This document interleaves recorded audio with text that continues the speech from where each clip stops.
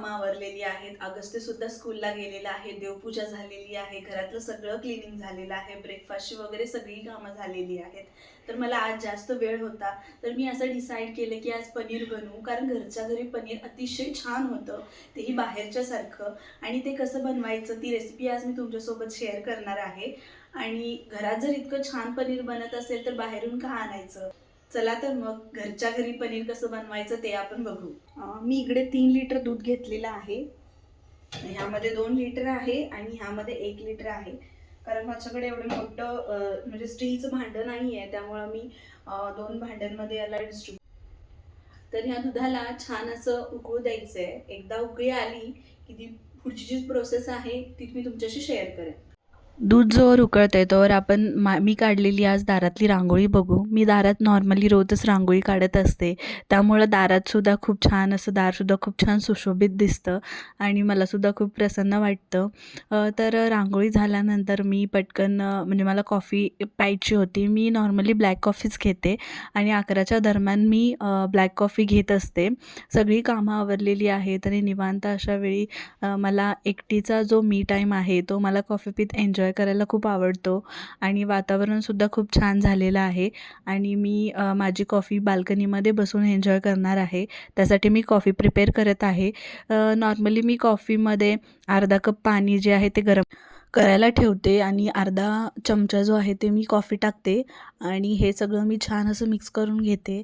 Coffee त्या पाण्यामध्ये विरघळली की मग माझी कॉफी रेडी होते आणि ही कॉफी घेतल्यानंतर मला म्हणजे निवांत असं छान वाटतं आणि 2 तास तरी खूप एनर्जी येते बाकीची सगळी कामं करायला किंवा क्रिएटिव्ह काहीतरी करायला. इथं माझी कॉफी रेडी आहे आणि मी बाल्कनीमध्ये आले आहे. माझे प्लांट्स देखील खूप छान असे ग्रो झालेले आहेत आणि गुलाबाला तर खूपच छान फुलं आलेली आहेत. माझ्याकडं कोरफड आहे, ती 3 वर्षापासून माझ्याकडं आहे आणि तिला अशी फुलं आलेली आहेत आणि आत्ता सध्या तरी त्याला एकच फूल शिल्लक आहे. खूप छान फुलं त्याला होती. त्याच्यानंतर जो माझा स्पायडर प्लांट आहे तो देखील खूप छान आलेला आहे आणि स्नेक प्लांट तर खूपच छान वाढलेला आहे. तर कॉफी वगैरे पिऊन झालेली आहे आणि आपण पनीरसाठी जे दूध उकळवायला ठेवलं होतं ते आता उकळत आलं असेल, तर चला मग पनीर आपण बनवायला स्टार्ट करू. तर दोन्हीही दूध उकळलेली आहेत आणि आपण त्यामध्ये विनेगर घालू. मी आता विनेगर घालणार आहे. आपण त्याऐवजी लिंबूचा रससुद्धा यामध्ये टाकू शकतो. तर मी आता सध्या तरी विनेगर टाकणार आहे. दूध उकळल्यानंतर लगेचच गॅस बंद करायचा आणि थोड्या वेळातच आपण विनेगर किंवा लिंबूचा रस त्यामध्ये टाकायचा आणि टाकल्यानंतर हलवल्यानंतर लगेचच असं पनीर बनतं.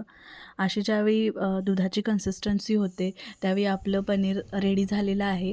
तर मी परवाच एक पनीर मेकर विकत घेतलेला आहे. तो अतिशय यूजफुल आहे. त्यामध्ये खूपच छान पनीर बनलं आहे आणि त्यामध्ये मी हे सगळं दूध जे आहे ते सगळं टाकलं आहे आणि पाणी जे आहे ते सेपरेट झालेलं आहे आणि पनीर जे आहे ते सेपरेट झालेलं आहे.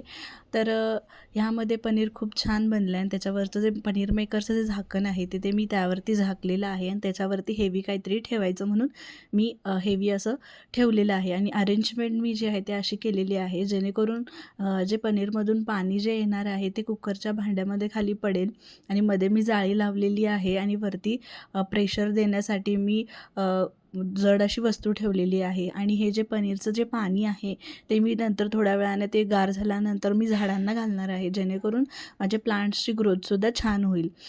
हे सगळं पनीर जोवर सेट होतं आहे तोवर मी मला आणि अगस्त्यसाठी थोडं लाईट असं लंचसाठी काहीतरी बनवत आहे आणि अगस्त्यलासुद्धा हे खूप आवडतं आणि खूप छान टेस्टी लागतं. तुम्हीसुद्धा हे नक्की ट्राय करा.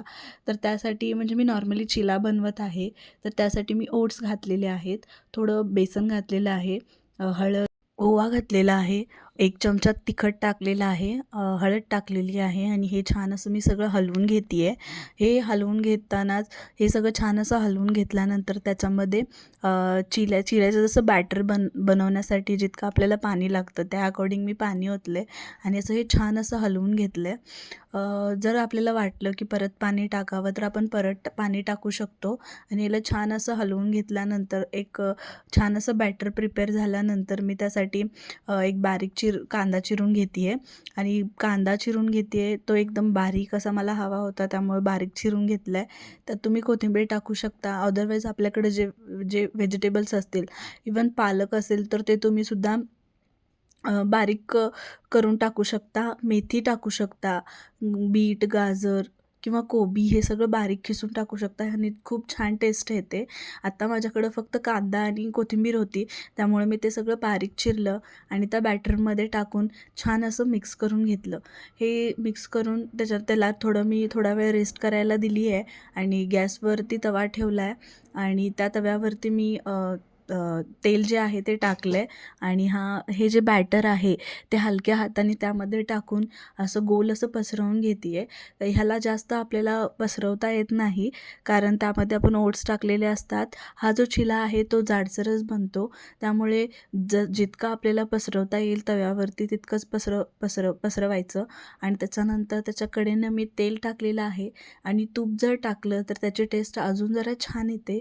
त्यामुळं मी त्याच्यावरती तूप टाकलेलं आहे आणि तूप टाकल्यानंतर खालची बाजू ज्यावेळी छान अशी खरपूस भाजते, त्यानंतर मग त्याच्या अपोजिटची बाजू छान अशी भाजायची आहे आणि छान असा चिला तयार होतो. तुम्ही त्याला दहीबरोबर खाऊ शकता, सॉसबरोबर खाऊ शकता, लोणीबरोबर खाऊ शकता. ह्या सगळ्याबरोबर खूप छान लागतो. अदरवाईज आपल्याकडं ग्रीन चटणी असेल तर त्यासोबतसुद्धा हे खूप छान लागतं. तुम्ही हे नक्की ट्राय करा.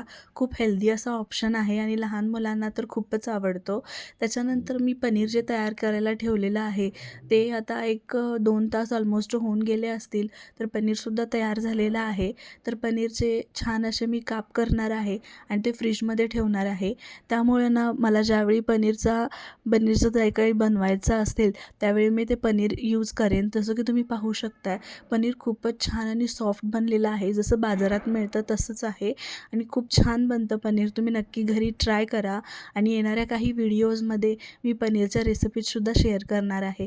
आणि जर माझे व्हिडिओज आवडत असतील तर व्हिडिओजला लाईक, शेअर आणि चॅनलला सबस्क्राईब करायला विसरू नका. परत भेटू आपण अशाच एका इंटरेस्टिंग व्हिडिओसोबत. तोपर्यंत बाय.